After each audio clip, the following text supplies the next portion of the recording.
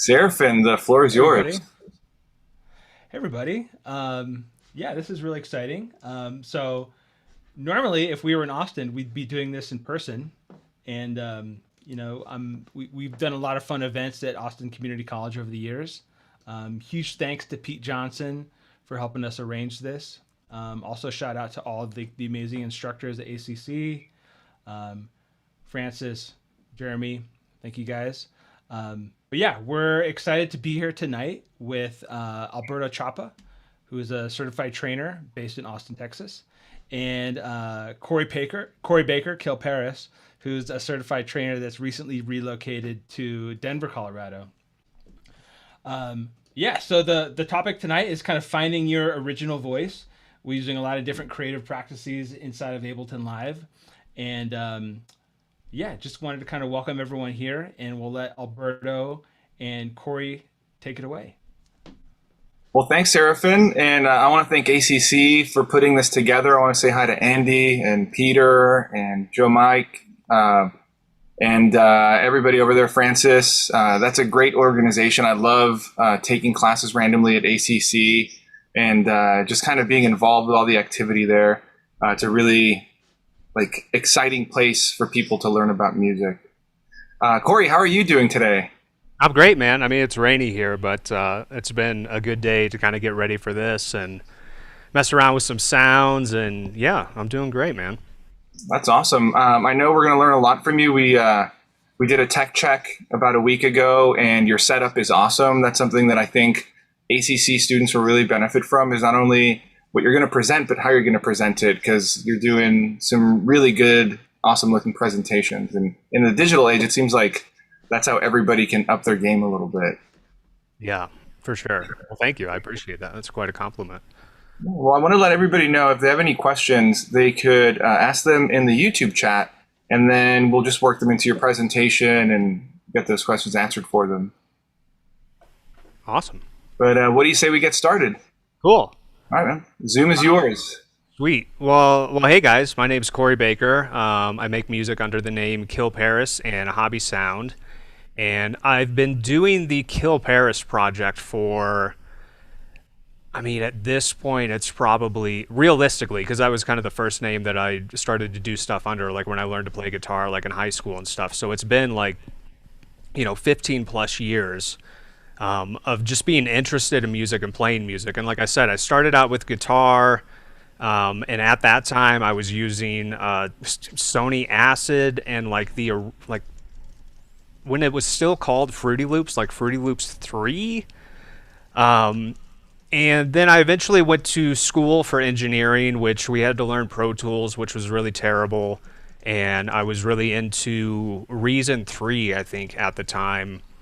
And then a buddy of mine gave me, or just like told me to check out Ableton. And I think this was version 7 at the time. And it really like unlocked a lot of things for me. And like the first thing that I remember doing in Ableton is in the session view, messing around with just like bringing in like a few songs that I knew were in the same key, and then just like making some loops and stuff, and it just like it blew my mind. So I've been really very very deep into Ableton ever since then, and I'm wearing a long sleeve shirt, but I have an Ableton tattoo. It was the last tattoo that I got years ago, but so I'm in it. I'm really really in it, and I guess the end of last year, I had this like spurt where I had made a bunch of music, obviously in Ableton, and then I kind of just like hit a wall. And I feel like for anybody that's been doing music for probably even not that long of a time, I mean, obviously if you've been doing it for a long time, then you've experienced this. But even people that are starting out, like I just hit a wall and was just kind of bummed out. I almost like thought about quitting music, which that's happened like 1,000 times. Like just, being frustrated with a session or something like that and be like, okay, well, I don't want to do this anymore. But I knew that that wasn't the answer. And something kind of came to me, and I started to think, I was like, like the way that I've been going about doing music, even though it's changed over the years, like regardless of what your process is, like that's only one way to do it. And that was kind of a big realization for me, because at the time, using Ableton, kind of doing the splice thing, chopping up loops, I just kind of got bored of that. And the real moment, because you'll see, I'll switch over the camera so you can see just all the nonsense that's happening on this desk right here. Right before COVID hit, or I guess no, it was like right after, because I was doing some streaming on Twitch, and I was thinking like, man, this is so cool to have this opportunity, because now, being that I'm stuck at home, I'm not touring or anything, I could do live streams where I set up like all of my gear. Like I had a Jupiter 80, Juno 106, a bunch of keyboards really, and a bass guitar, regular guitar, and something else. And I like hooked all that stuff up, and I was like, yeah, I'm gonna jam. This is gonna be awesome. And I started jamming, and then I realized, I'm like, wait, like I'm just like playing drum loops. Like, and I have no drum machine or anything. And for some reason, to me, I had never thought to get a drum machine, which in retrospect is really stupid, because I can play drums, but that's like the one thing that was missing in my setup. I mean, outside of just programming in Ableton, like just having something to go to make beats like really quickly. And I'm not good at making percussion and beats and stuff like that. So long story short, or long story long, depending on how you look at it, I got a drum machine, and that kind of led me into the modular world. And what I was trying to do, and I guess I'm still trying to do it, because I'm still trying to figure out how all this stuff works, but just breaking myself out of whatever my process was, because I think as humans, it's pretty common for us, almost regardless of what the activity is or our jobs or whatever. It's like you kind of start to figure some things out, how things work, and then like you kind of just like stick to that program, which I think is fine for some tasks. But when it comes to making music, it's like we're all kind of chasing that, like that flow state. And for anybody that's been making music for a little bit, and if you've finished like a song that you really like at least for me, anytime that happens, like I'm in this like flow state, and I'm not thinking about what I'm doing. I'm just doing, what needs to be done. And then I get done with the song, and I'm like, oh my God, that was amazing. Like, this song's really good. I really like it. And then usually the cycle, at least for me, is that I do that once, and then the next time I sit down to make music, I'm like, okay, I'm going to do exactly what I just did. I'm going to like recreate that. And the problem with that, at least that I understand so far, is that when you were first in that flow state, like you weren't trying to recreate anything. You were just there in the moment, working and kind of almost like reacting to what's happening in terms of the sounds and everything. So that's kind of been my goal over the last, I guess, like year and a half or year, is like trying to figure out that balance and how to get into the flow. And I think for me, what I've figured out is that there needs to be, you obviously need to know what you're doing, whether it's using Ableton or, whatever your process is. Like, you need to be fast enough with the process to capture your ideas and get them down, and kind of do more of like the structural type stuff of just, laying out the arrangement and all that stuff. But then I feel like you also need to be like learning something new at the same time. And it doesn't have to be super challenging. It's almost better if it's not challenging, but you're still challenging yourself enough to just kind of be surprised. I think when it comes, like when I make a song that I really dig, it's almost like a surprise to me, because I'm like, wow, like it's working. And there's so many times when it doesn't work, and that's when you get like really, really frustrated. So back to the drum machine. I'll switch over the camera so you can see sort of all the nonsense that's happening here, and I'll try to walk you through it. So the Digitact right here from Electron, Amazing, amazing machine. This was my first and only drum machine. And this kind of started, I don't know if you want to call it an addiction or just like the search of everything else that's on this table. Just having this and being able to program stuff super quickly, and then also the way that the MIDI is implemented with it is so great. And it's allowed me to kind of add more to it, because obviously for some of you, like if you're not into modular synths or you're not into drum machines, you're not into outboard gear, this probably just looks, confusing, or just like, hey, like how does all this like work? Which I'm happy to answer any questions about that, and I'll probably try to cover all that here.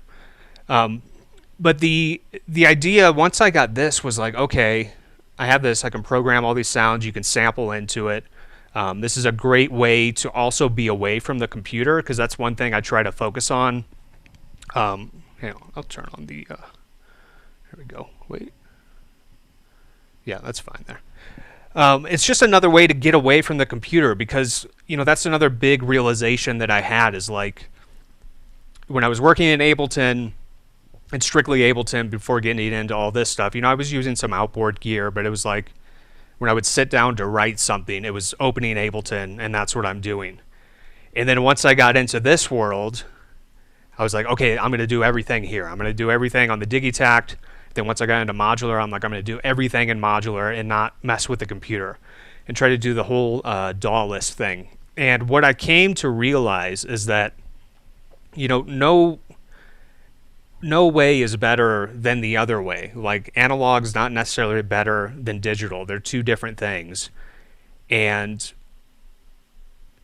to me, what I've been working on, I feel like I've found it a little bit, especially with Ableton 11 now. It's really helped to this process, but to use the outboard stuff for what it's good for, then use the computer for what it's good for, and sort of have this duality and blend the two. I think that's the best way to work, because you don't want to get stuck. It's like you can get stuck, in Ableton, just, plugging away drum loops, whatever, cutting up samples, which is fun. But for me, I need to get really good at something and then not do it for a while, so that I kind of miss doing it, if that makes sense, so that I want to come back to it. And it's kind of that push and pull. And that's what I feel with having the modular and stuff, because it's like there's just so many cool sounds that you can come up with. And this also kind of starts to get into, obviously we're talking about finding your sound, but I think something just fell.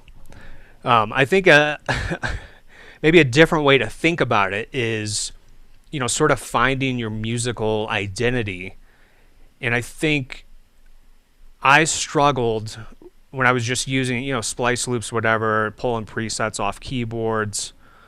You don't really have an identity in that. And I know a lot of us understand that there's a lot of music that just sounds the same nowadays, and a lot of times that's what people's goal is to sound like whatever they just heard, or whatever's on the radio, whatever's on this playlist. And I kind of always try to keep in mind, it's like you can't stand out and sound like everybody else at the same time. Like, it just doesn't work like that. And it's like the stuff that gets your attention is something that gets your attention because it's slightly different from what you're used to. So that's what's been fun with the modular and with all this stuff. And another thing to think about too, and this is one thing I try to stress to students a lot, is that when you're working in the computer, you're working with Ableton. It's an amazing program. Every program that we have, every DAW that you can use nowadays is like amazing. Like, there's so many things you can do. You have limitless possibilities, and that's great. But in terms of finishing something and getting something done, like, you need to limit yourself, whether that's by the gear or just like the sounds, track count. You need to limit yourself. And the way that I think about it is that I like the idea of, like, specifically with a template, and I'll go through my template here in a minute, But you want to like build the sandbox, so build the borders of the sandbox and then play in the sandbox. You don't just want to like be out in the desert. And I feel like that's kind of how it feels sometimes, like working in the computer, is that you have all these, you have all these possibilities. Just the idea of an undo function, like that doesn't exist in nature anywhere. Like you could get rid of something, but it takes a lot more work than just pressing one button. And I think that that can be crippling. I know it's been crippling for me, but also a lot of other people, a lot of students that I teach.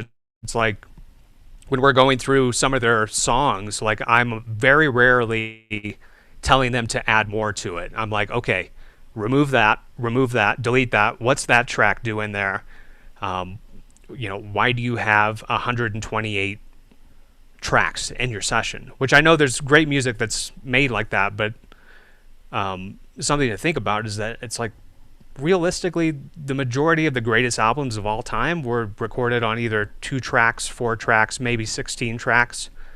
So that's something I kind of try to keep in mind.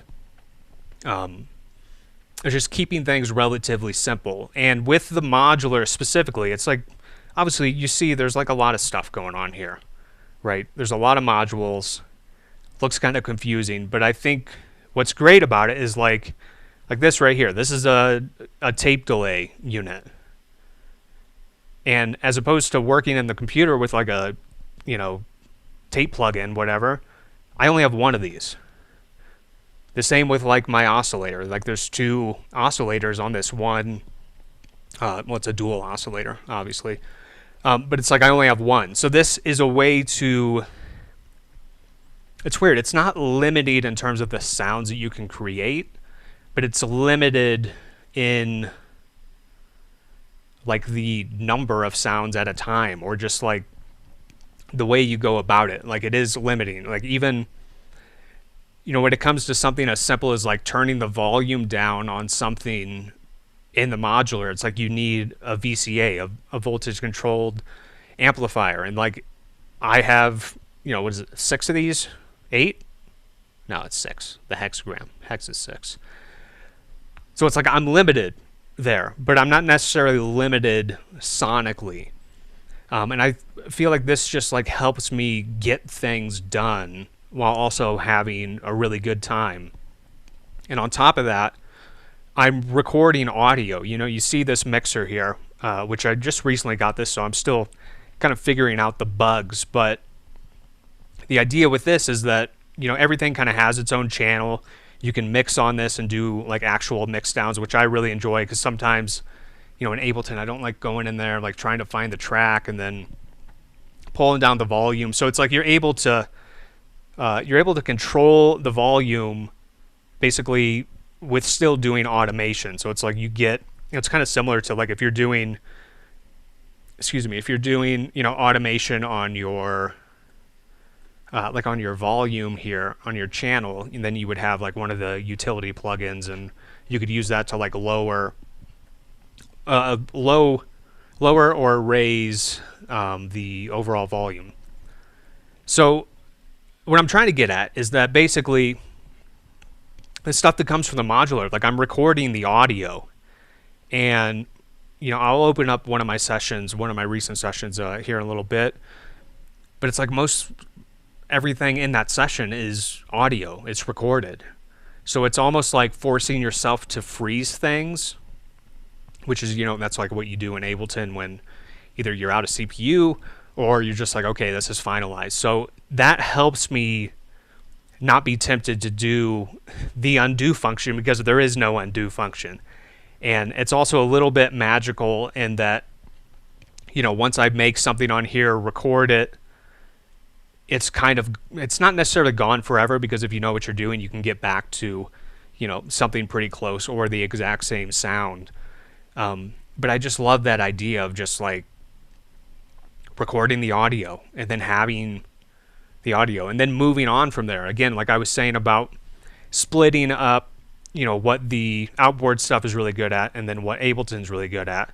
Once I have the audio, then I could do the EQ, cut out the lows, do compression, distortion, reverb, but I'm not.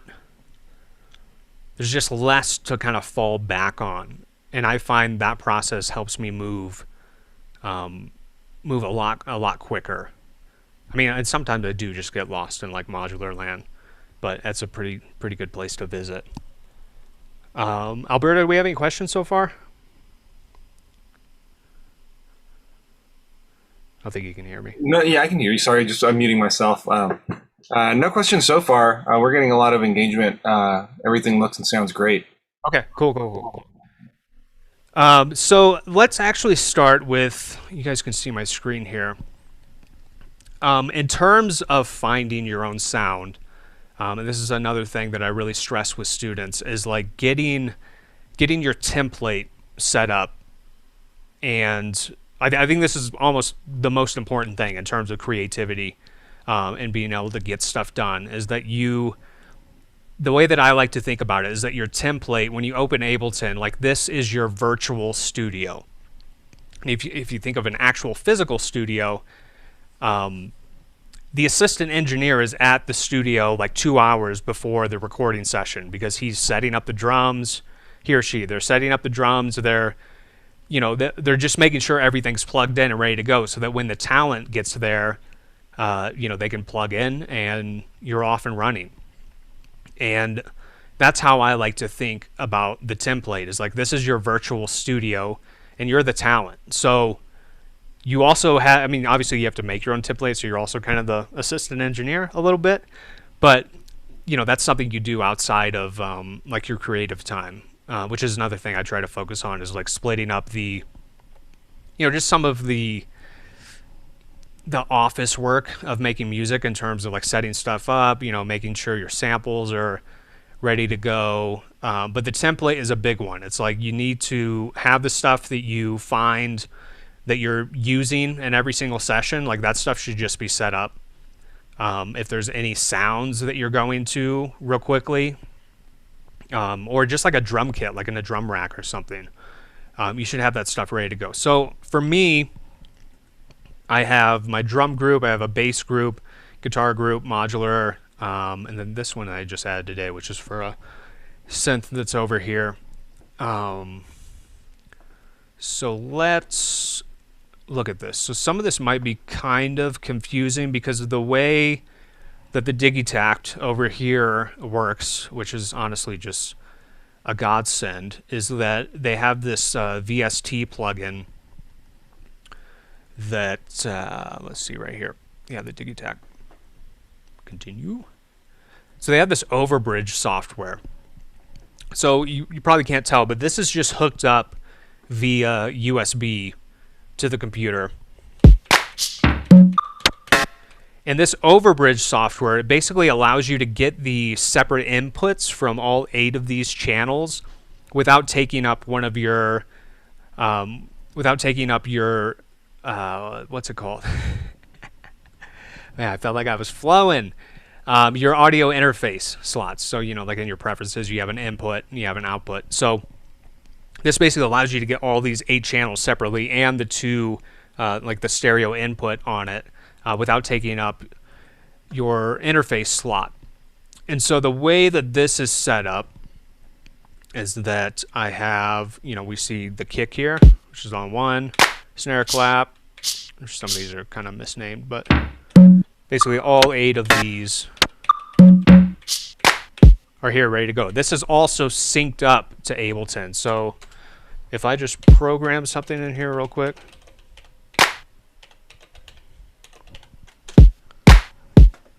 You see the audio coming through there.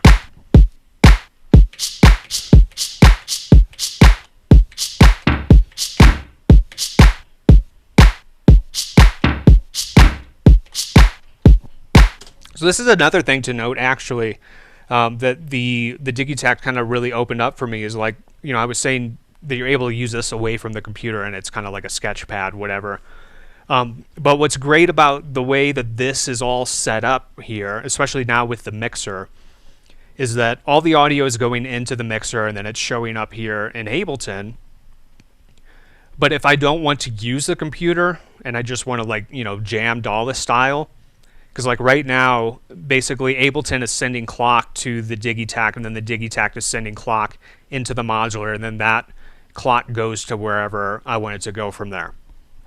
But if I have the computer off, I'm still able to get all the audio here through the mixer. So I'm able to use all of this stuff without relying on Ableton being open, which I really enjoy that, because sometimes like in the morning, it's like I don't want to look at a friggin' screen, you know, at 7 in the morning. Like I just want to like jam on some stuff. And also I'm not going to go super deep into how you know, program the Digitact, but it reminds me a lot of Ableton, actually. It's just super, super easy to use. And then on these other 8 channels down here, which it might be kind of tricky to see in the video, but these other 8 channels down here, those are all MIDI channels. So those can go to whatever you want. And being that this is all going into the Her mod here, which is like this, I mean, it's called the modular brain, which it literally is. It's like a MIDI to CV converter. So it's like you could, for instance, like on this, on the 9th, which is the first MIDI channel, that's going in, you can kind of see the light blink up there, and then that's going to here. And if I switch to channel 10, which is the second channel on here, you'll see this light go up. So basically these are, you know, kind of like 8 voices, I guess, or 8 different pitches and gates that then could go into the modular and you know, kind of do whatever you want from there. But basically you're able to program everything from the Digitact standalone. But then once you open up Ableton, the Ableton is syncing, or well, the Digitact is syncing actually to Ableton. And everything just works for the most part. There's not really, I mean, knock on wood, I haven't really had too many issues. Another thing to note, too, as I mentioned before, I love keyboards. I was a big fan of just having, you know, outboard synths, whatever. So you may be surprised to see that I'm using this tiny little keyboard here, this little key step, but the key step is actually incredible. And the reason why it's incredible is that you probably can't, I don't know if you can quite tell here, but basically these first 16 keys, if you hit this shift button and then press one of these, it's going to change the MIDI channel that it's sending to, which is really great, because and when I switch to, you know, channel 9, which is here, and that's going into the modular, so you're able to really quickly, like if I just play this,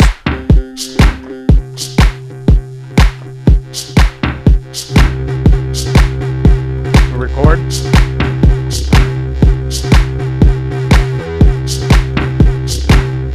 I mean, just real quickly, I just got that going, right? And then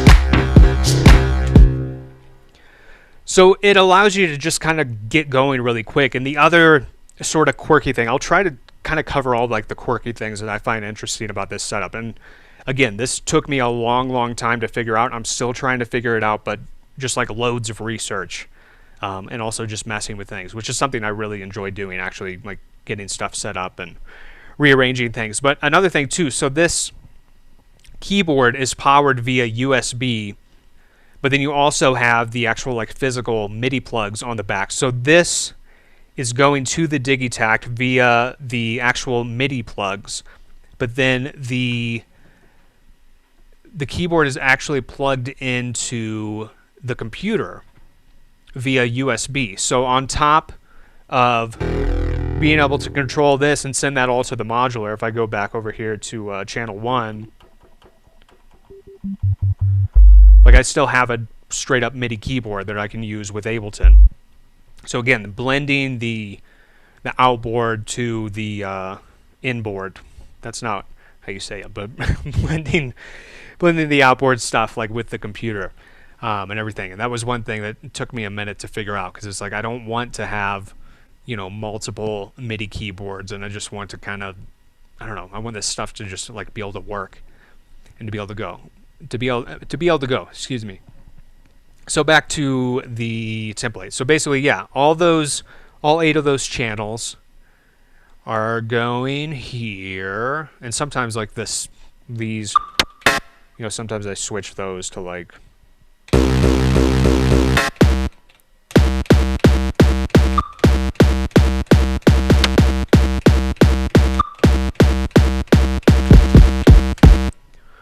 that's another really great thing about the Digitags. You just load whatever samples you want onto it, or sample directly into it. And then yeah, there's so much you could do with that. I could do like a 3-hour talk on all the stuff you can do with that.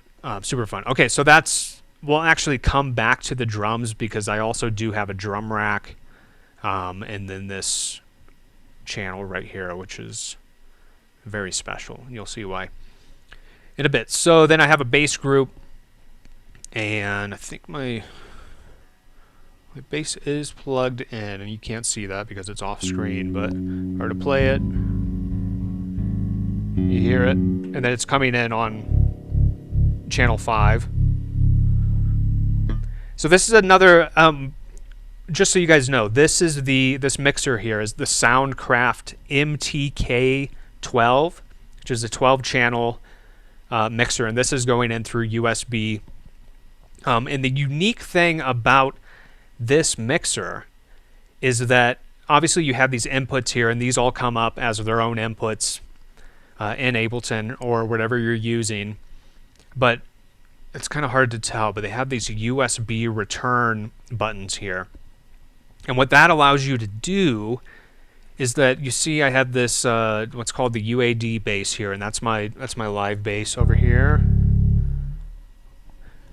So it's coming in on channel 5, which is this here, but then this group is going out to channel 5. So what this allows you to do is to record into the channel, you know, add effects and everything, and then it spits it back out to whatever channel you've selected, and then you have EQ control and all that. It's really, really nice, especially just having, you know, I mean, I guess it kind of looks like there's a lot of things happening here, and maybe there are, but just in terms of having, you know, more than 3 things plugged in at the same time. Again, that idea of like having the studio set up, right? It's like I don't want to unplug and replug to just like, if I want to switch over to guitar, you know, I don't want to unplug the cable and then plug something back in. Like the idea might be gone by the time I do that. So that was kind of the motivation of getting this mixer. And yeah, it's really, really cool. And I guess, well, I'll wait to talk about that. Let's get through the rest of the template. So yeah, bass group, and this is super simple because like you'll see my modular group down here. It's like the types of sounds that will come out of the modular. Like it could be like a crazy bass, it could be leads, could be chords. So on my bass group, I literally just have, you know, my jazz bass, and then I have the old trusty, well, why is it called basic sub sign? It used to be called hip hop sub. What happened to that?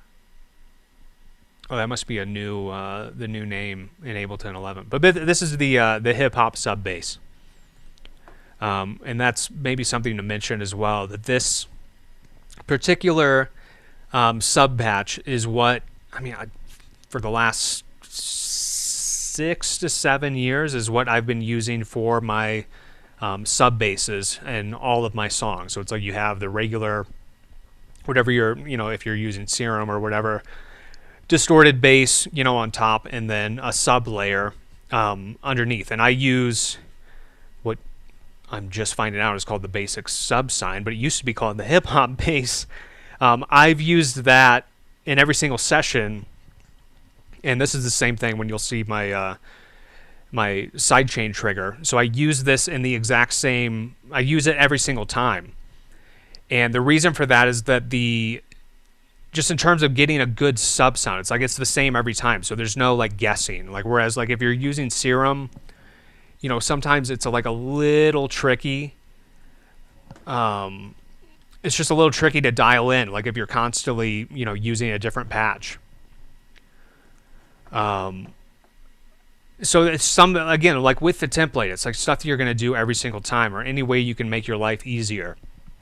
Like use the same thing every time, especially utility things like sub bass. Like you don't want to be messing around and be like, oh, well, this, you know, this song that I did a while ago, like the sub sounds so much better. It's like just use the same thing, and then there's no guesswork. So that's the very preliminary bass group. The stuff I've been doing recently is just like using live bass, and then, you know, if I need a sub underneath that, I'll do that.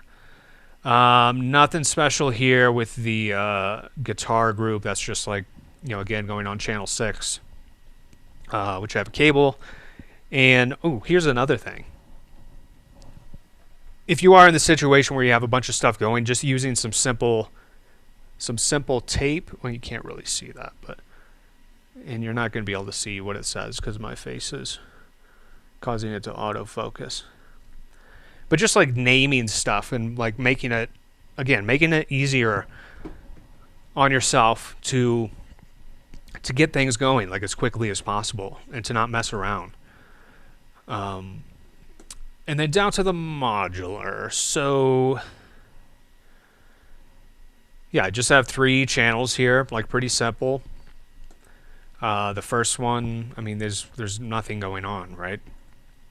And maybe down the line I should probably add, you know, like multi-band compression, like stuff that I usually use, but it's like a lot of the stuff that comes out of the modular like sounds pretty ripping to begin with, and then from there, you know, I'll go and make changes and add stuff. The Gaia group, really nothing happening there, and this is very just dependent on this mixer, is that I have this resample channel, which basically pulls whatever's coming out of the master of the mixer, which is actually really nice because if I'm playing something through YouTube, or if I just want to like sample something really quick, excuse me again, sorry, I had a Red Bull before we did this, you're able to just record any of that like super quickly, which is nice. So let's go back up here. So back up to the drums. So this is my Ghost sidechain channel, and very similar to the sine wave sub, whatever the heck it's called now. I've been using the exact same. Actually, let me explain this for people that don't know what a Ghost sidechain is. So the idea of a Ghost sidechain, you know, in dance music, you have that like pumping, like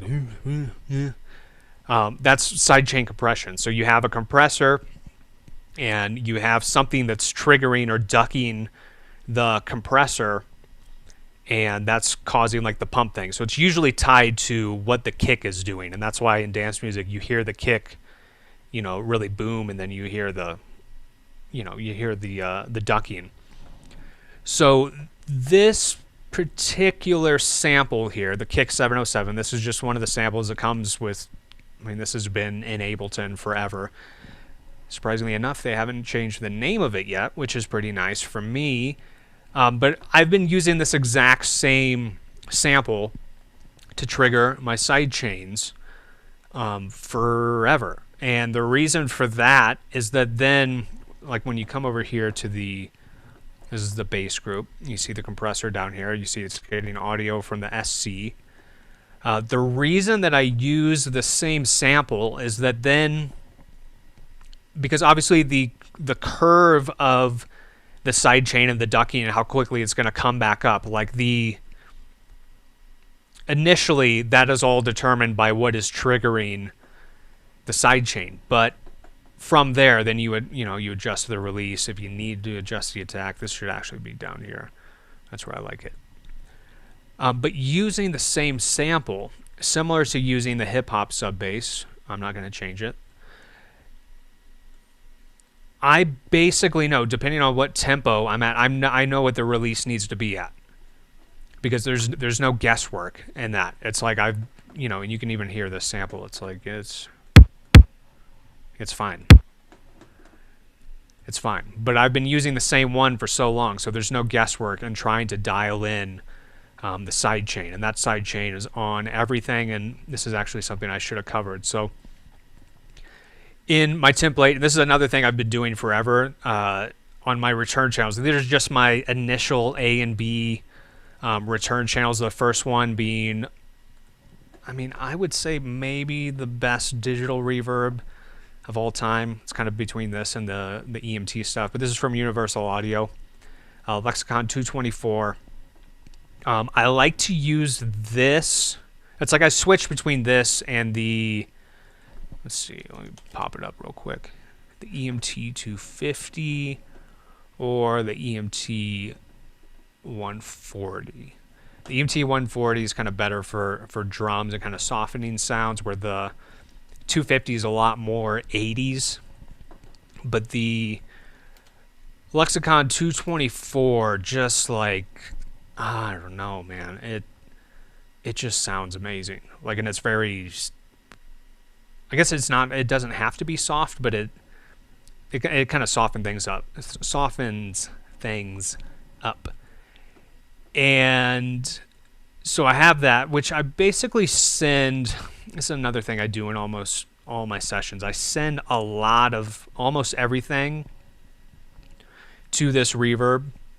You know, not the drums, but any synths or anything like that. Like, not sub bass, but even if there is sub bass, I have a auto filter here cutting out all the lows before it gets into the reverb. And then I have, again, another sidechain compressor, same deal.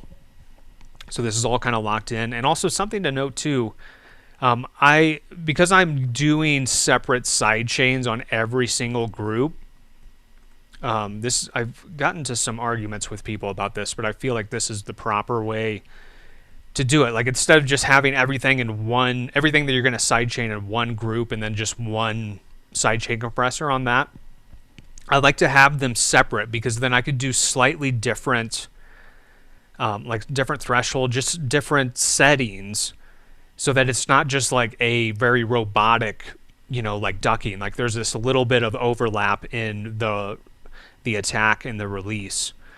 But I'll have that here on this return channel, which, again, a lot of stuff is being sent to this.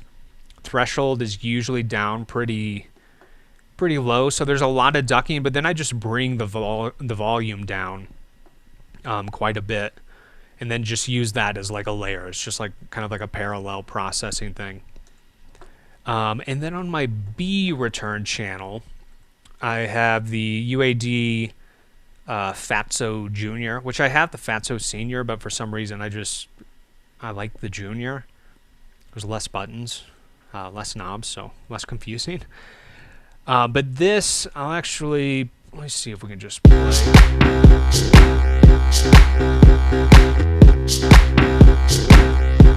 So if I solo the drums and then, so see, I just sent that stuff here. And this is kind of just like a parallel compression thing, but basically I just like crush the crap out of it, and then just use this as like a layer.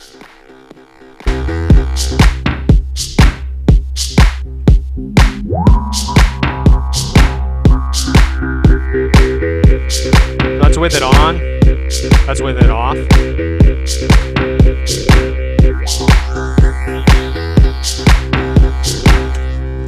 So just like kind of a relatively subtle thing. I mean, it's not subtle in terms of, you know, how much this is kind of like ripping into the signal.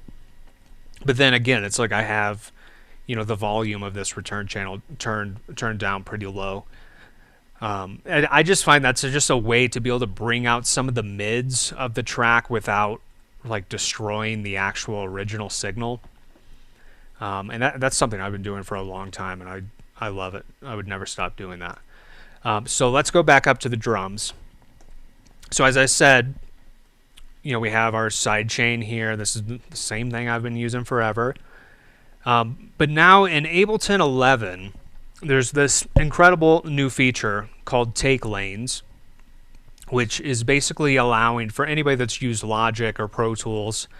Us Ableton users were very jealous of you for one specific reason, and it was having take lanes, being able to comp vocals or recordings, what have you. So now you're able to kind of record a loop of something, and then every single take that you have, it'll be populated down in this take lane section, and then you can comp stuff very easily from there.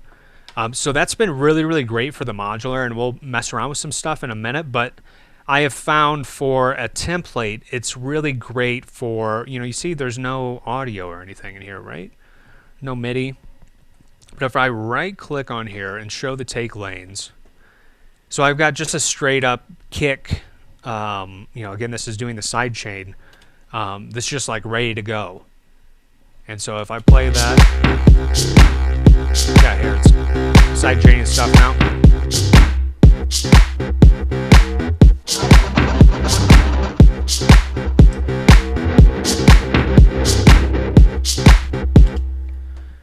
So the concept of this is what I'm kind of calling like the sleeper template for anybody that builds PCs or is into like cars.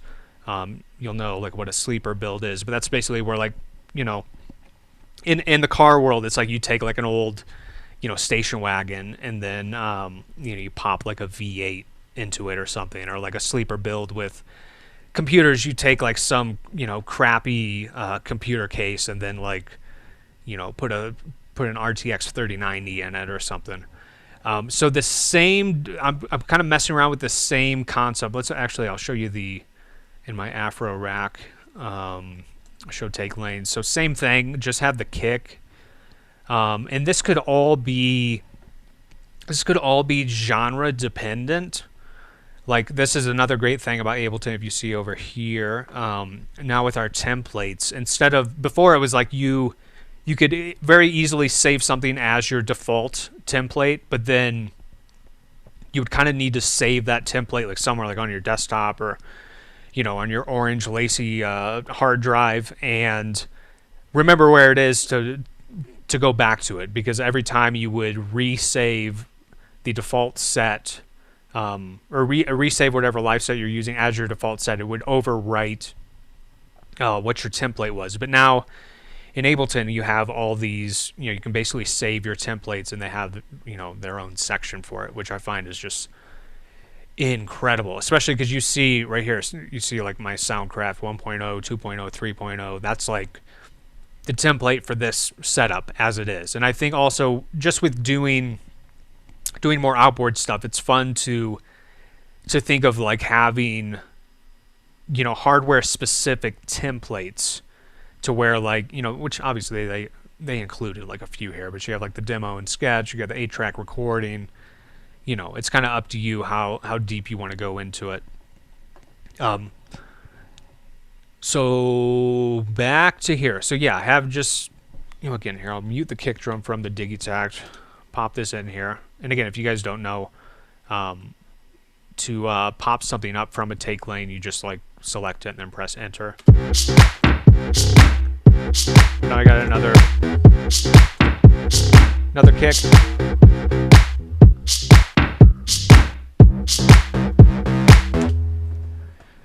So that's cool. Yeah, again, okay, I just remember what I was trying to say. So yeah, this could be genre dependent. In this template, I basically just have my kick drum ready to go. But I've done it the other way, where you have like one take lane. Again, if you right click here, insert take lane, you could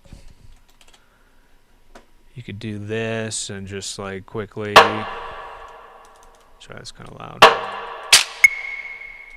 It's kind of loud too.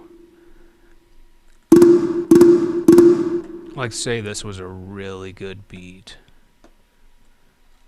Like if you just, you can program whatever you want down here, and then you just hit it.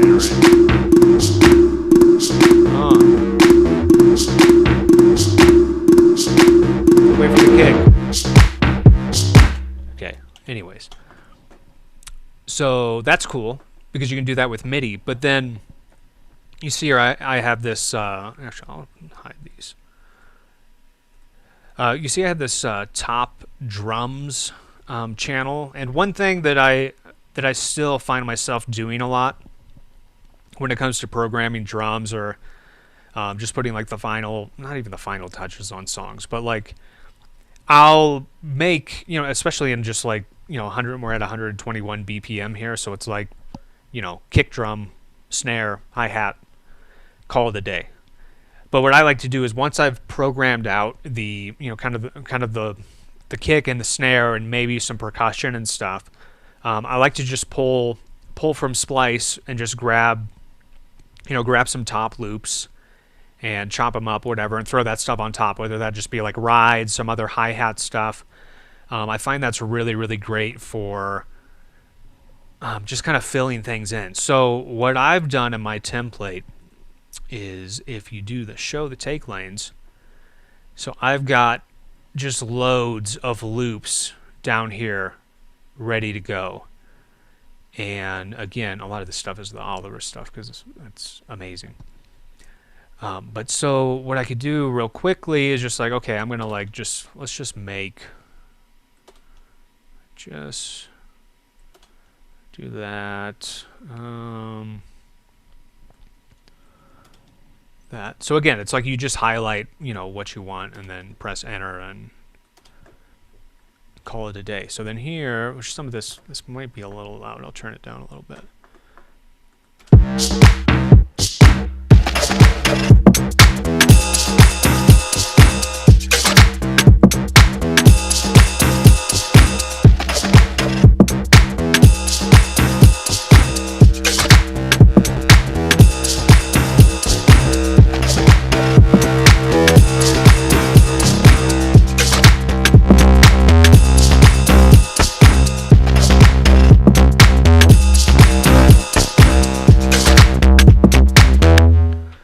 So you can see just like real quickly, again, it's like you can kind of curate this to be whatever loops you want to be. And obviously this isn't just limited to drum loops, but I find that this is like such a great use for it, because like, stuff you're going to go to, like even if it's just a simple, actually wait, I'll do it on the next one because I kind of like what we just did there. But, just to real quickly be able to pull some loops in.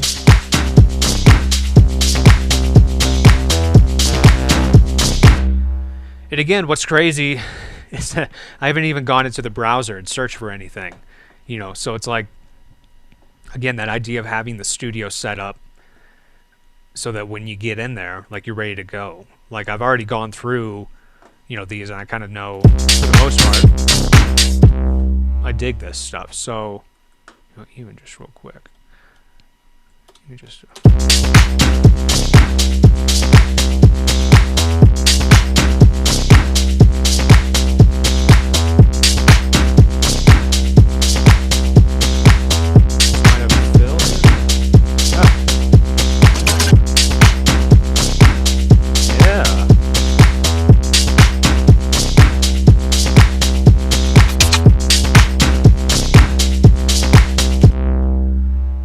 So that's super awesome, because then it's like, you do all this sort of like little splicing, and then, you can just duplicate that till, it's like how far you want to go. So that's, that's probably my favorite new feature in Ableton.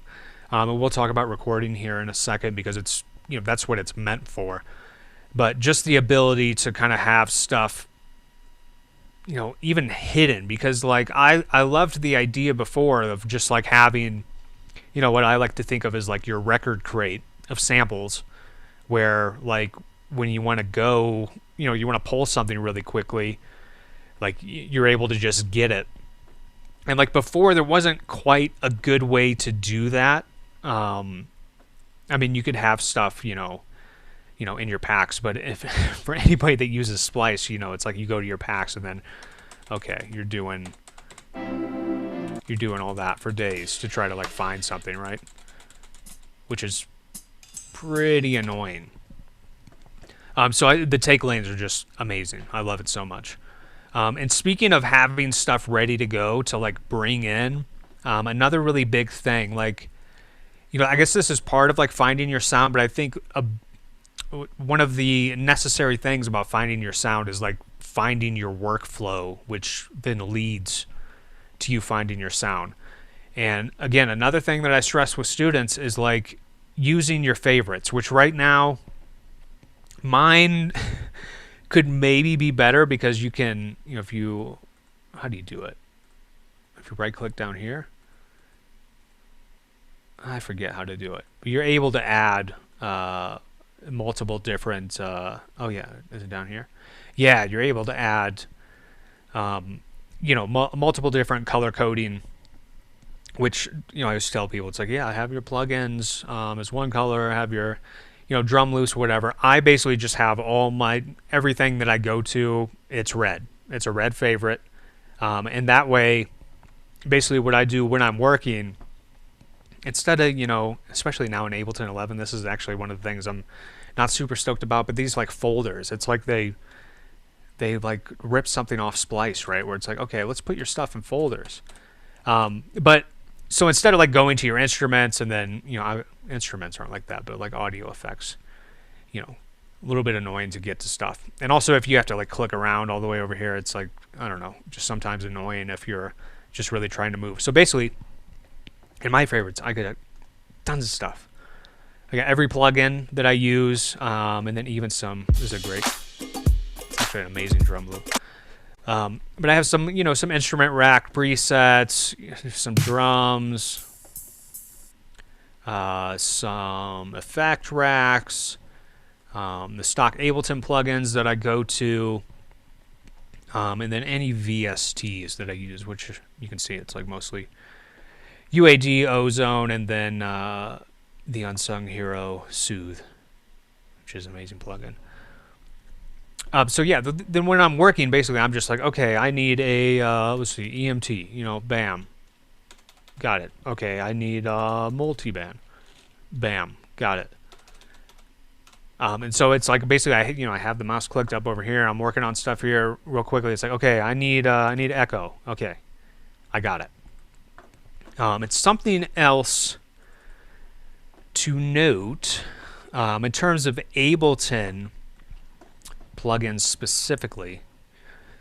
So you see when I drop in this auto filter, again, this is just another one of those things of just like making things easier on yourself.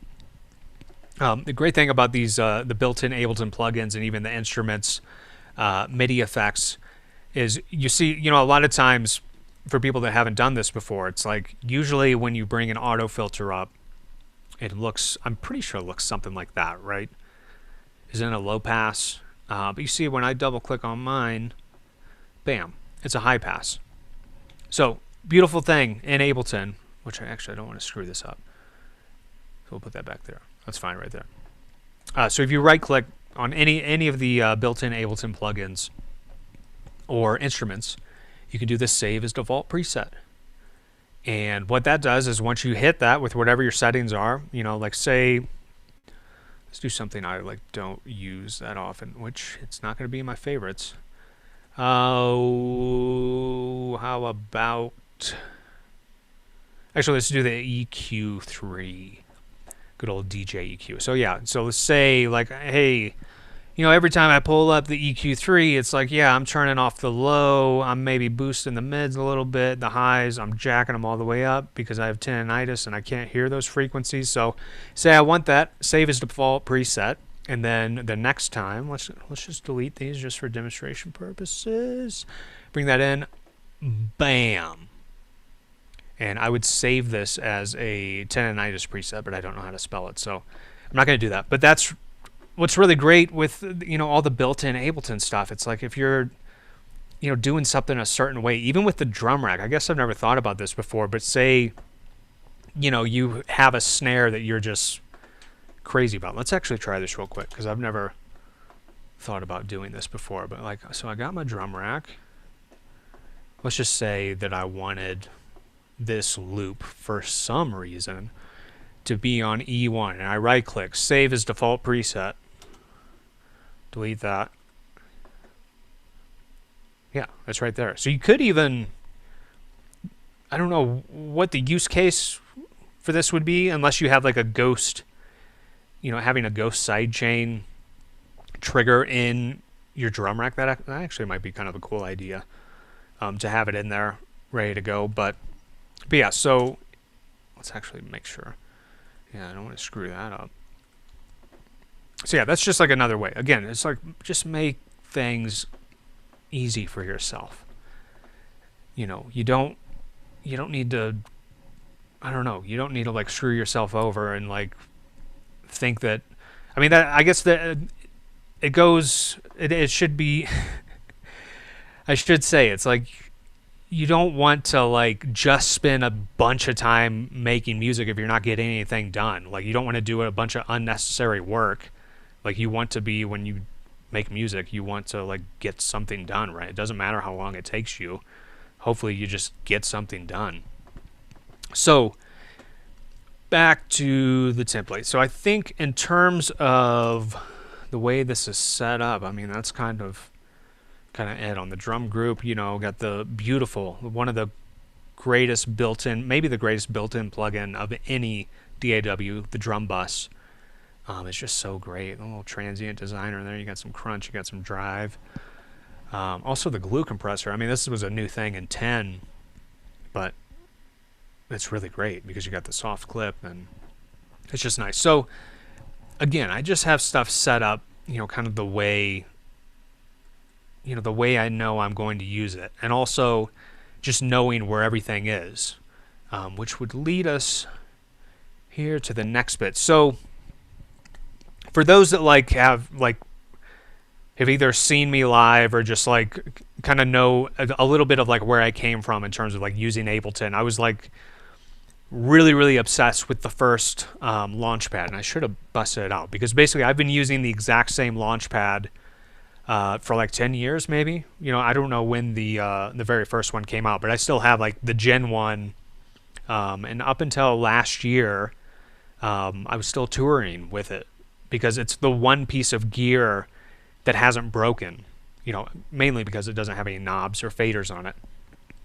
But made a big move the other week and got this is the Launchpad Mini MK3, which is really great because like on the original Gen 1 Launchpads, the only colors you had were, well, I guess you did have like a red, but it was like yellow and green basically.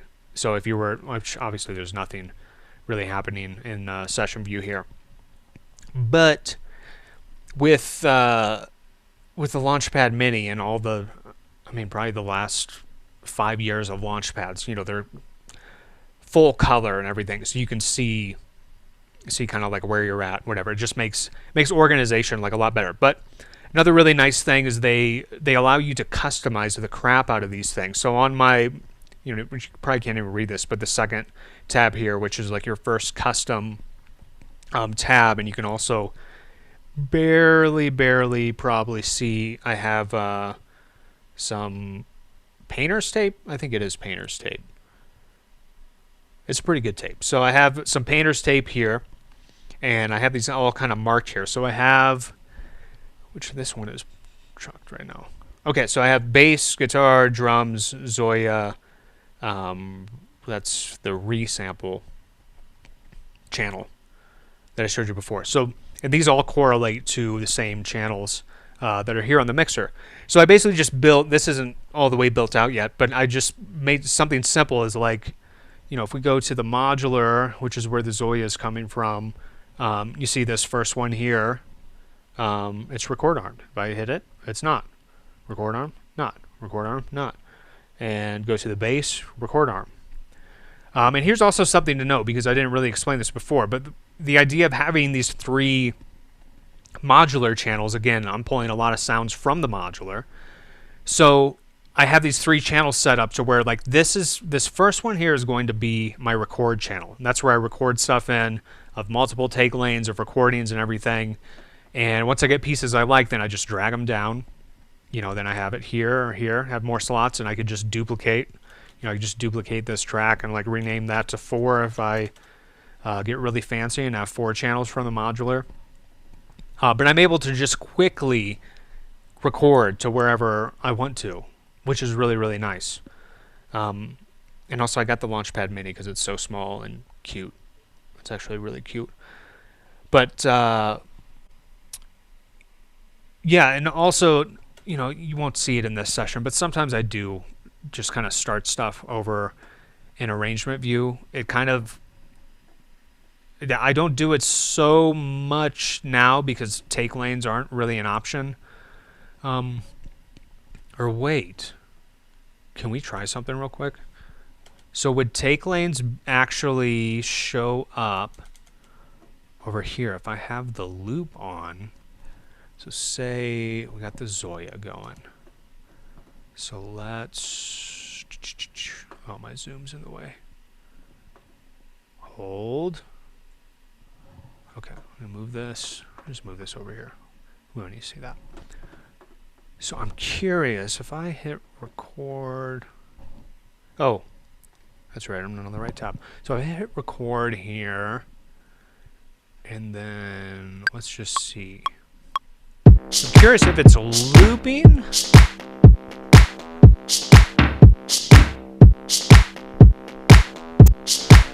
Yeah. No, that's not a thing. Sorry, if you were recording over here, it would be a thing. Okay. You can copy and paste the take lanes. So you can take the takes and then copy them and paste them into the same track. Yeah, down below. Different clip slots, yeah. Okay. Yeah, I was just curious if it would record over here. But anyways, that's just a tangent more than anything, experimentation. So let's actually mess. I keep I'm going tab crazy here. So let's come up with a better. I think really quick for clarification, Andre was just asking. He's sort of new to Ableton Live, and he was asking if to accomplish those take lanes you were using a native feature or if it was some sort of plugin. And he says he's very new to Live, so he doesn't really hasn't wrapped his brain around it yet. Oh yeah, no, it's excuse me, sorry for the clicky. It's built in to Ableton. So any channel that you have, if you just right click and then you do the show take lanes. So this is all stuff that I plugged in here, but like let's just go to this base one. So we'll do show take lanes. And as you see, I have not added any take lanes here, so it doesn't show anything. But then if you right click and do insert take lane, and let's do a couple here. And we'll do, well, it's not going to be bass, but let's see, E flat. So let's search for some stuff in the same key. Okay, cool.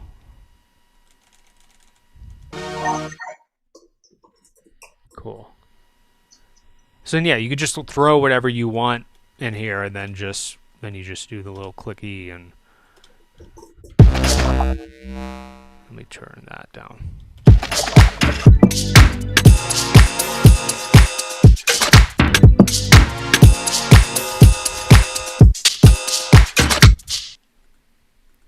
So yeah, it's like you just add, you add as many as you want over here. And Corey, could that also work for a MIDI track? Mm-hmm. Yeah, same deal on the MIDI track. So if I do the show take lanes, and like I had mentioned before, let me just delete this stuff out of here so we're not too crazy. But yeah, so over here in this, this is my Afro drum kit. So if I remember this great beat from earlier, so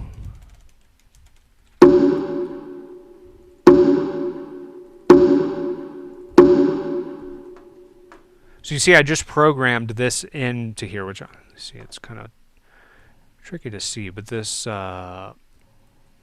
cyan, would that be the color? It's like brownish one. So I just programmed that in here, but you can see, maybe I'll change this color so you can see the difference. So basically, this kick clip here is what is actually being played here, and then we have the take lane here. Which actually it's nice. I didn't think about this, but you could rename the take lane. So kick OG, and then kick in perk. So then we have this original kick, which is what is up in the what's actually playing now. But then say okay, the kick is fine here, but then once we get to the 9th bar, I want this other beat to come in. So then I would just select that, press enter, and then it's gonna again pop it up there, and then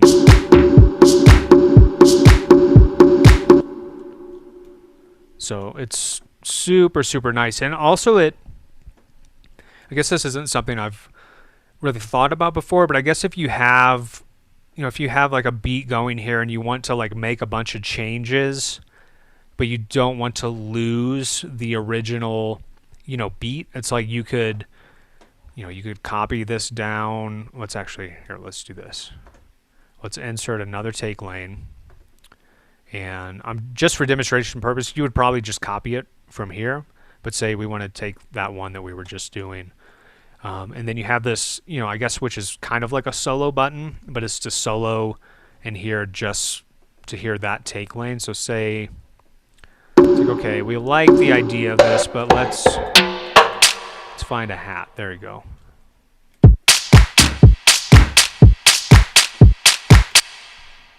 So unsoloing that, we still have what the original thing was,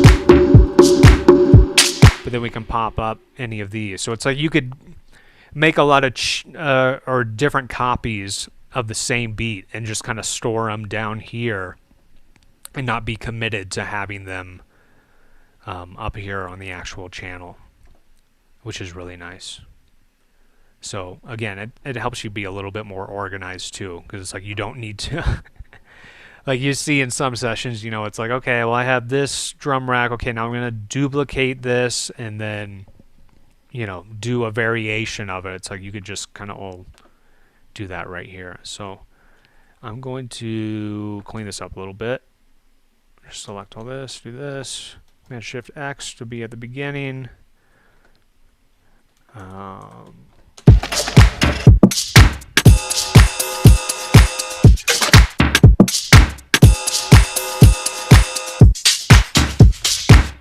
So I'm going to duplicate these little top drum things that we can, because I kind of dig that. Let's actually bring up our auto filter, and I'll close these take lanes here just to cut out some of the lows. You hear that on the top there. It's a little hot. Cool. So let's do like the take lanes with recording. So here's the modular.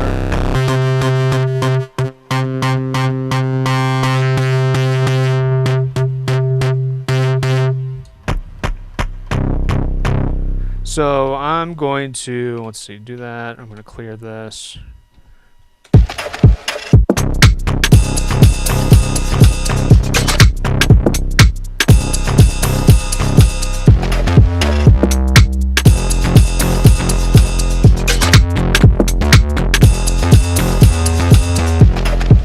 Okay, so I'm just going to record the MIDI for that, and then we'll mess with doing some of the take lanes here and show you what I'm talking about in terms of getting a lot of variation in what you record and then making an entire sort of new loop out of it. So.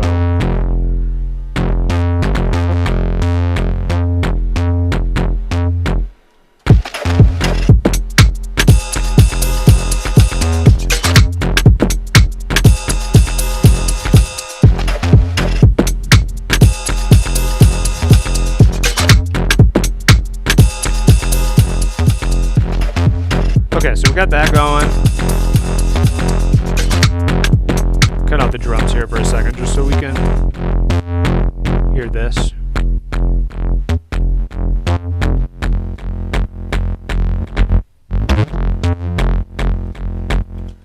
So I'm just going to record here, and we're just going to loop this over, and then I'm just going to make a bunch of changes with the modular. And I should kind of explain what's happening here. We have I will try to pronounce it. We have the Bacillus Iteratas alter from Noise Engineering, which is this great, it's like a drum module,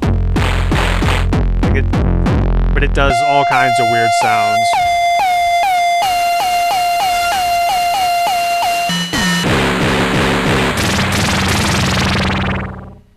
Excuse me.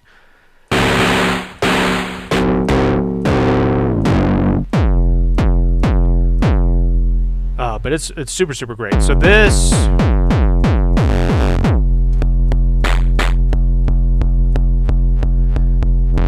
is going through this Trash Master here, which is probably hard to see. And then from the Trash Master, this is just like a distortion. It's like a tube screamer and a wah-wah pedal put together. It's made by WMD. It's called Trash Master, as in TRSHMSTR. If you want to search for that. And then we have the Make Noise Verb, which is a great reverb designed by Tom Erb and Make Noise. And then that's going into Clouds by Mutable Instruments, and that's a granular delay reverb. So out of there into the Q-Pass, which is just a filter by Make Noise. Q-Pass, actually, I think is how you're supposed to say it. And then that's going from there into the Magneto by Strymon, which is a four-head tape delay / looper, and this does some really cool stuff. So it's going into there, and then it's going into I know this is confusing. It's going into the Make Noise Morphogene, which to me is the greatest module ever made. It's amazing. Then all that's going out of there, and this won't be doing anything. It's literally just passing through there. We might sample some stuff into it, but we'll see. So it's going out of there into the 4MS Listen IO, which is just an input-output module. And so it's going out of there into the Zoya, which if somebody wants to, if anybody has questions about the Zoya, I'd be happy to ask, but that's a whole nother can of worms. This is just like a really amazing guitar pedal. It's more of just a pedal and sort of its own patching environment. But if anybody has questions on those, I'll feel free to ask. But it's basically passing through there, and then it's going into the mixer, which is showing up in Ableton. Corey, Mateo was asking if you could... It should be really simple. So I'm just going to record what we just programmed in there, and then I'm just going to make a bunch of changes. And I'll take lanes are shown, so you'll see that these... Hey, Corey. You'll see that these will populate as we get going. Corey, can you hear me?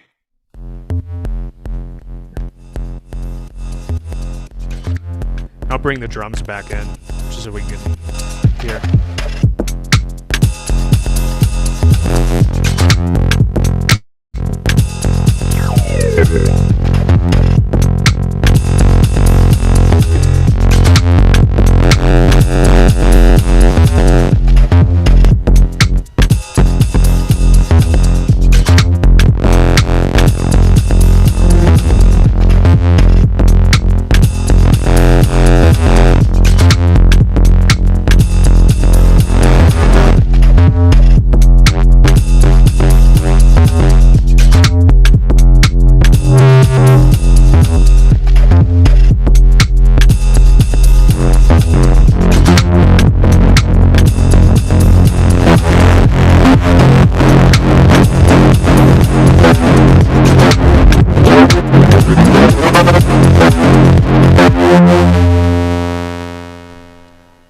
Okay, so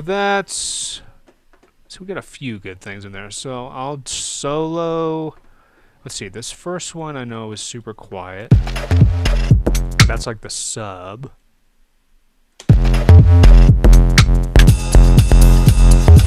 And this second one. Or wait, that was the second one. My bad. Just quiet.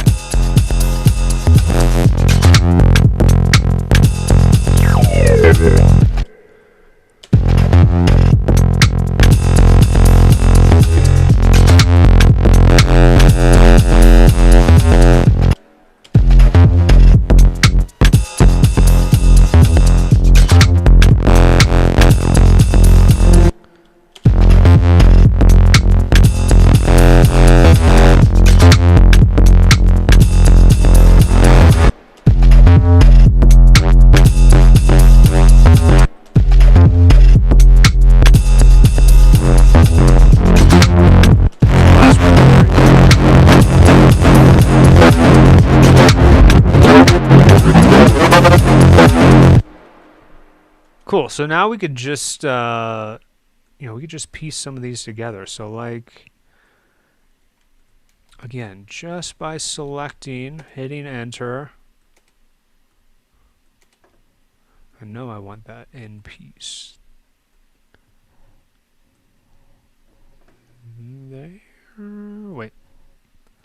Did that one?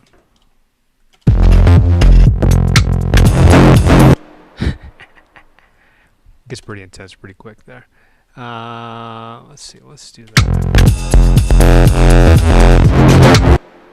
Again, this last one is like way too crazy. We just want the end part of that one.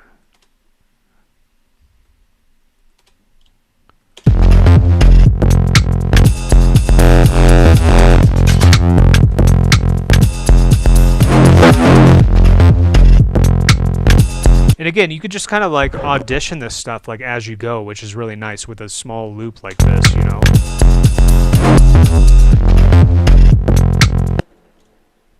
Just pull little pieces.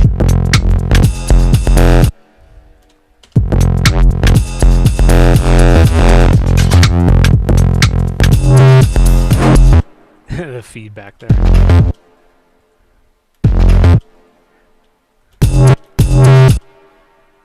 Let's see if we can take that one. Is that gonna work? There, we'll take that one. Let's see that.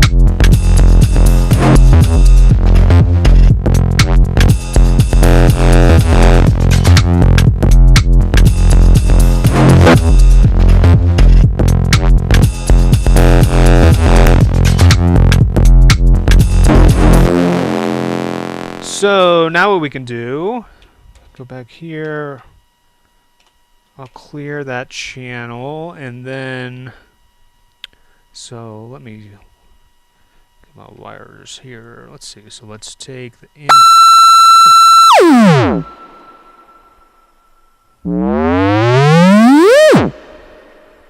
That's just the trash master without anything plugged into it.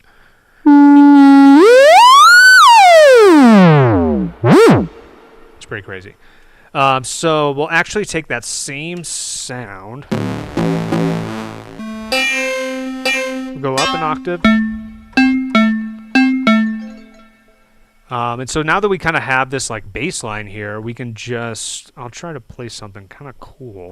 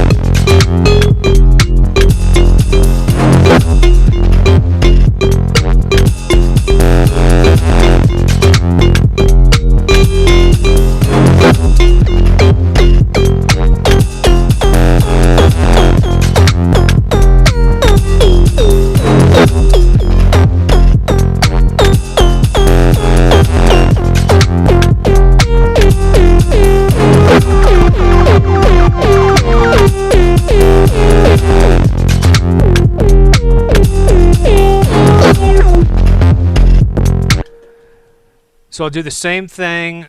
I mean, I'm not super stoked on the, I guess I shouldn't have started in a minor key.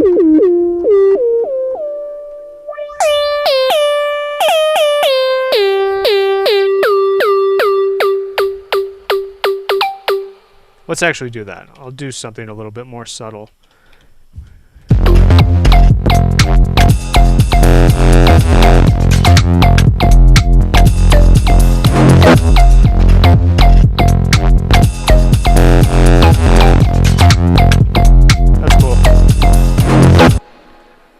So I'm going to do the same thing. Again, we're up in this sort of higher register here. So I'll do the exact same thing with this bit.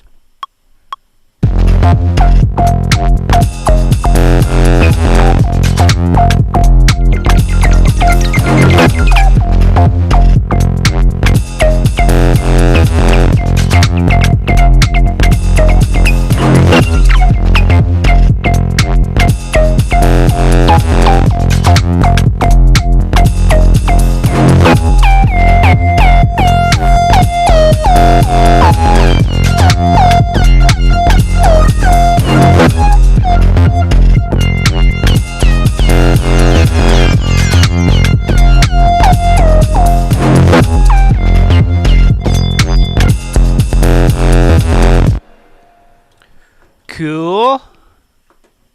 So then again, we just kind of piece some of these together. Let's take that one. Take that one.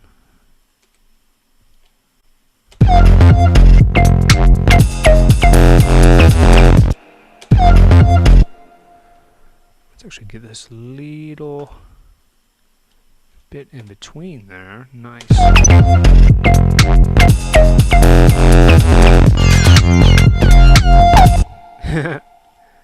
So if we just, this is another nice thing. So what I can do is I can just duplicate this audio up here. Oh, not save. Excuse me.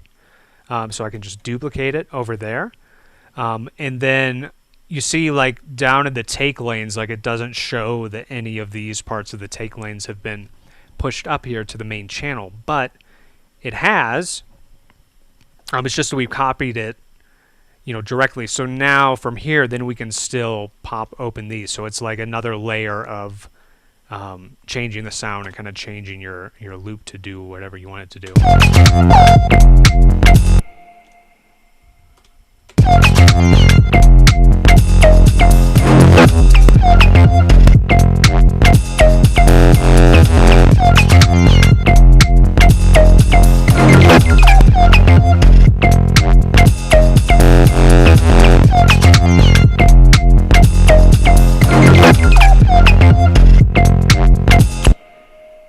So that's kind of fun. Like, I mean, I feel like I could have made something a little bit more vibey. I mean, this is just like straight techno or whatever.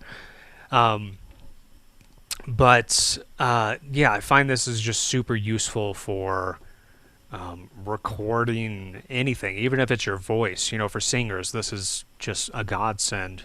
Even just like playing live bass or whatever. It's super, super amazing. Another real quick thing that I didn't quite mention about the mixer is that you have these, was it 2 or 3? You have, wait, what is the aux 3? I know there's 3. Where's the, oh, okay, sorry, I'm just realizing something. You have these aux sends, which is work just like the sends and returns in Ableton, so you're able to send whatever you want to wherever you want. And the way that I have this set up, just real quick, is that basically all of these channels can then be sent back in to the modular. So for instance, which this shouldn't cause us any weird hiccups. Let's see here real quick.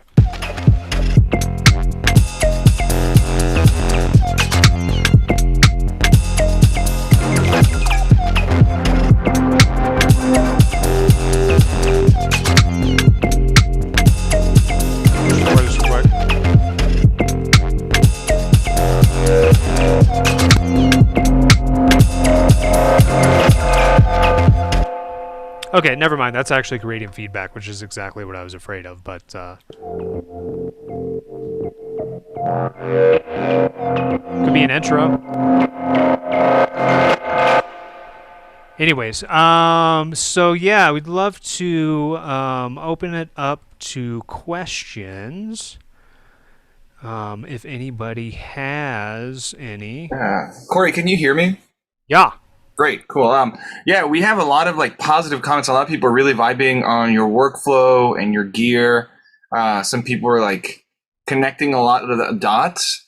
But one of the questions that came up was requesting if you could stop screen share so we could see your camera a little bit more detail and check out your work surface. Because the way we're streaming on Zoom, it just thumbnails it, unfortunately, and we can't move it around. What a beauty. Yeah, is that better? Oh, yeah. Yeah, sorry. Really geek out on that.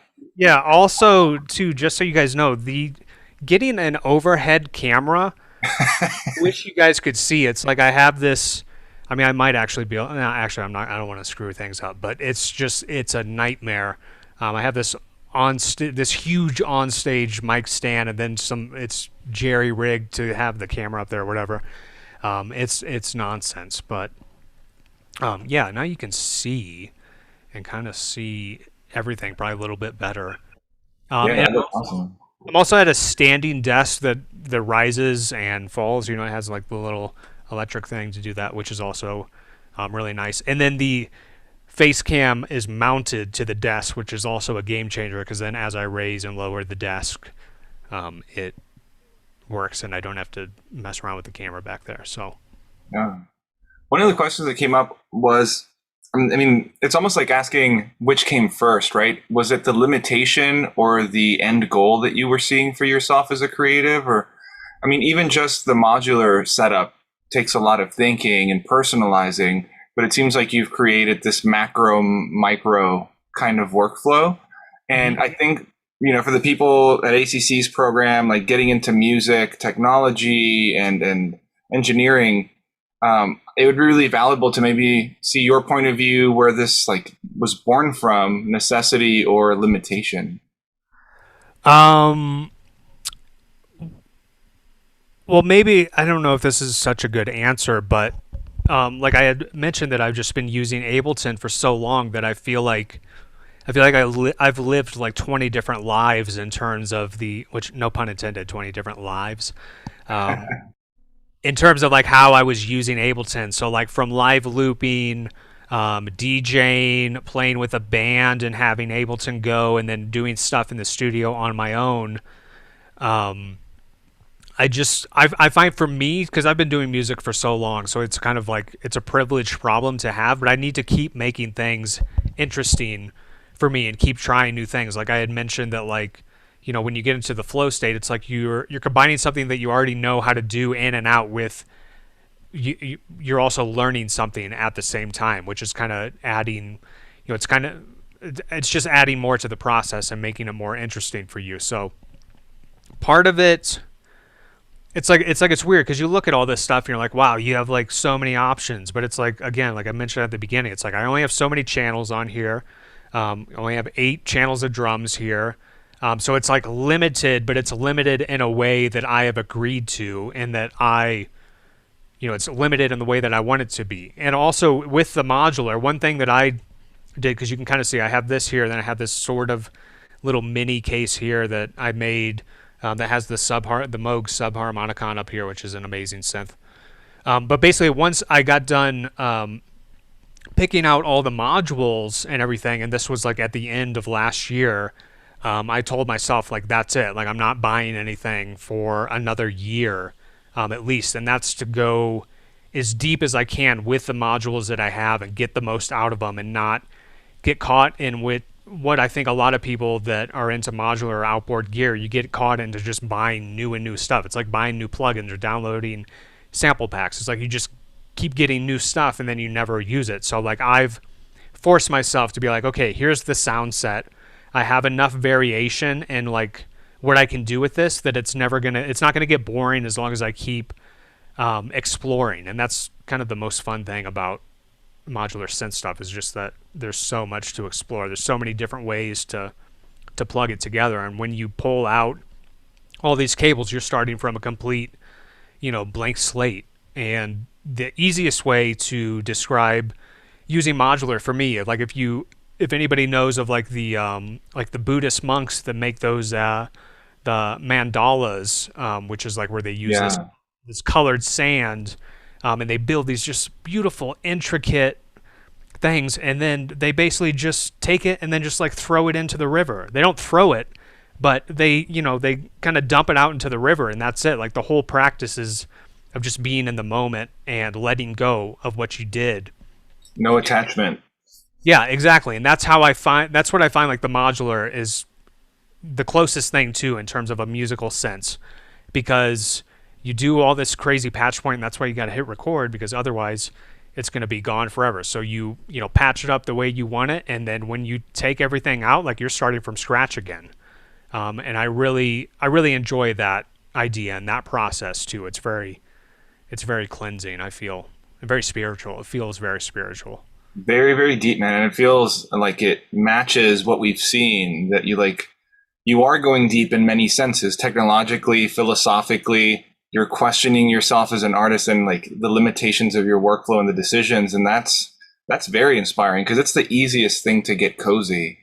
And I love the mandala example because in the back of my mind is how cozy is this setup gotten for you? You've got your overhead camera, you've got everything routed like beautifully. How do you take this on the road now? I'm not planning on taking this on the road, and that is kind of something to think about though too. Is like because I've done again living so many different lives with Ableton. Like when it comes to doing a live like DJ set, like I'm most known for like playing the keytar on stage because I used to always play just regular keyboard, but then nobody can see that, so it's hard for people to tell what you're doing. So I still will play with the keytar, but I think I would have to do something that's like its own thing with using the modular live. And I've recently been learning how to just like DJ on CDJs because I've never, for some reason, never learned how to do that.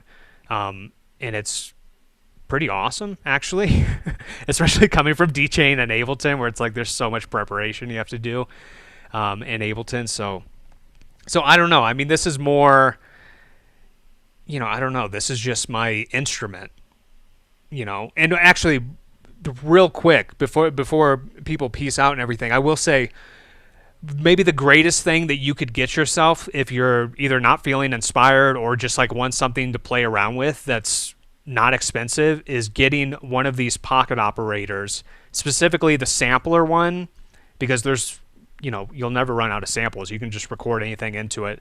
And then I love to just pull stuff off this, run that through the modular, run the modular out, sample it onto here.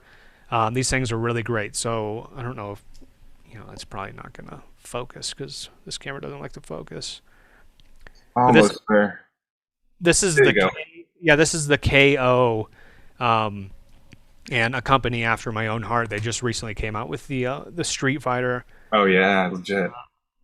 Version. So for anyone, I mean, I suggest these to just about anybody that I run into, even if they're not into music, because they're so much fun. You can carry them around. Uses 2 AAAs, and they're just a lot of fun. Corey, speaking of gear, NerdSect has been really engaged the whole time and like participating in the chat, and he's got 2 questions. One is if you could say the name of the model of your mixer again, because he's been looking for something similar. Okay, it's the Soundcraft MTK12. Soundcraft MTK12. It's the signature series. So you just need to make sure that it's multi-track to get the multi-track functionality out of it, because they basically make the same one, but it just gives you like a stereo into whatever program you use. But the multi-track ones, they're not even that expensive. I think I got this one for like $330 on Reverb used. So they make the 12-track and they also make a 22-track stereo one. And yeah, it's amazing. I think the only downside, well, it's a downside and a plus side depending on how you look at it, is that if you want to record it post the EQ, so if you want to do like EQ changes or, do an actual like mix on it, you would have to, like I showed in my template, I have that master like resample channel. You would have to like basically record a live mix to a 2-track and then do like your final like mastering or whatever, because like the EQs, even though you hear it through your monitor or whatever, it's not actually recording that EQ change in Ableton, and unless there may be a way to change that with doing post or pre or post effects or EQ. I don't know. Maybe I just haven't figured it out yet. But it is amazing. It's a great mixer. How's the UA coming into play? Because I saw your UA-based track. Is this routed to your UA, or is this like a aggregate device or something? No, I swapped out because I have the Apollo Twin, which is what I was using, because I also switched to PC at the end of last year because they now support Thunderbolt 3. And I have one of the old school, like the OG Apollos, but I would have to get a new, like one of the new, to swap out the Thunderbolt card for a Thunderbolt 3, USB-C card to get it to work with here. But also that was another reason too that I got this mixer, is that I have all the inputs and everything right here. So it's very easy to get to. You have volume control over everything here, as opposed to using the universal audio stuff, you got to go into the console to change stuff in Ableton. So it's like just having this all at my fingertips, is so great. It's kind of the blend of like the old school mixing with the new school. Yeah, very cool. One more question from NerdSec2 was, which artist influenced you the most, and how much of that influence do you find in your own music? I think in terms of like not living the life of an artist, but kind of striving to always try new things and get out of like your box, Bjork to me is hands down like my absolute favorite. Like I remember listening to her in high school, and it was actually because I really dug the band Incubus, and the guitar player from Incubus was really into Bjork. And I remember like getting one of her albums and listening to it, and I was like, man, I don't know, it sounds like weird, but I know that I need to keep listening. Like, so I kept like listening, and she was one of those first artists that that it was hard for me to like get through the first like couple albums, but I knew that once I did that, and it was true, like once I did that, it just like opened up my sort of like sound palette, and sort of my taste. And aside from Bjork, there's a really great band that everybody should check out if you're into just really good music. This group Mew, they're Danish, from Denmark, MEW. Any of their albums, incredible. I would say that's like probably my favorite like band. But outside of that, I don't know. I listen to so many different genres, a lot of old stuff. Afro house is what I'm really into right now, just as a genre. That and really great techno. Like there's this techno artist Anna who I just found out about, who's like amazing. Just ANNA. Just incredible techno. That's awesome, man. Thanks for the recommendations. And I think that's really relatable what you said about Bjork, like eventually running into film or music that we don't try to get into. Like, I think people misunderstand that as like trying to pose or trying to like force yourself to get something. But there's a true like human instinct when you're a creative person and you see something that challenges your taste or challenges your perception of art, where you go, I don't think I like that, but I can't not take it up again or like watch it again or hear it again because I need to like wrap my brain around this. There's something there. Like, there's something there. And if it, even like witnessing something or watching a movie that you don't like, but is actually a good movie, it's like that sort of whatever it is that's poking you, or even like could be a tickle at sometimes. It's like, there's something there, and you should pay attention to that and like look more into that, or just like figure out like what that is. And that's, I'd like to tell people too, it's like the more that you could widen your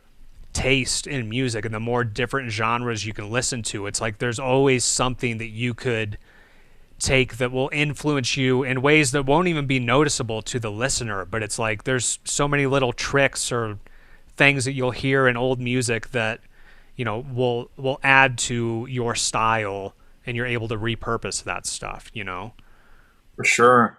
Well, Corey, you've been really generous with your time. I know we've gone a little over. I want to thank you, and I want to thank everybody at ACC that made this possible. I also want to thank the man, Serafin Sanchez from Ableton, who's always helping us create these awesome events for different parts of the community. He's got a pretty wide territory for Ableton as far as that's concerned. And speaking of events, if you like this kind of content, the Austin Ableton User Group is inviting all of ACC students, faculty, and staff to come over, participate, share your tracks, learn with us. We do a lot of stuff like what you just enjoyed with Corey. Hopefully we'll have Corey on the Ableton User Group at some point, and he'll share some more of his awesome workflow and his setup. But thank you so much, Corey. Absolutely, no problem. Thanks for having me. And thanks for everybody tuning in. It was a lot of fun. All right, folks. Bye.